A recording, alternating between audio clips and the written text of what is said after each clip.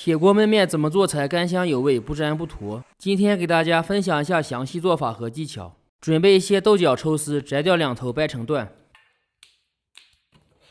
摘好以后加水，放少量盐浸泡一下，这样可以去除残留。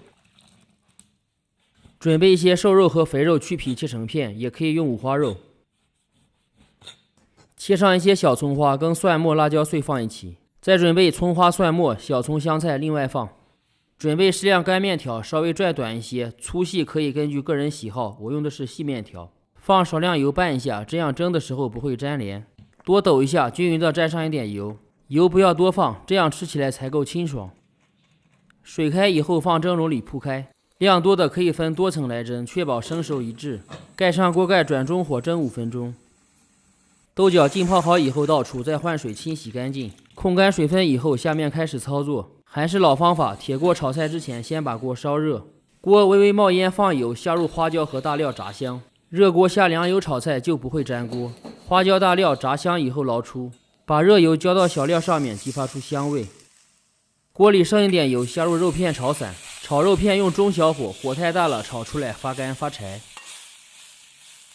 肉片变色，下入葱花蒜末炒香，加入生抽，激发一下香味。这个呲啦的声音就是锅气，用铁锅炒菜味道更香。加入老抽，炒至肉片上色。豆角下锅翻炒一会儿，炒出水分。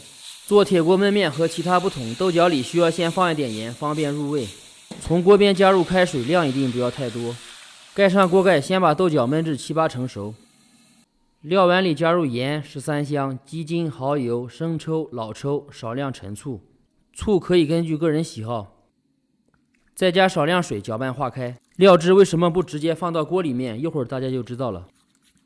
豆角7、8成熟，下入蒸好的面条。别看刚下锅是一块，稍微抖一下就可以抖散。盖上锅盖，再焖5分钟左右，一直到锅底有一点汤汁就可以了，不要太干，也不要太湿。调好的料汁少量多次撒到面上，这样铁锅焖面做出来就不会粘，不会坨，尤其适合新手朋友们操作。如果料汁一下全到锅里，做出来不是粘就是坨。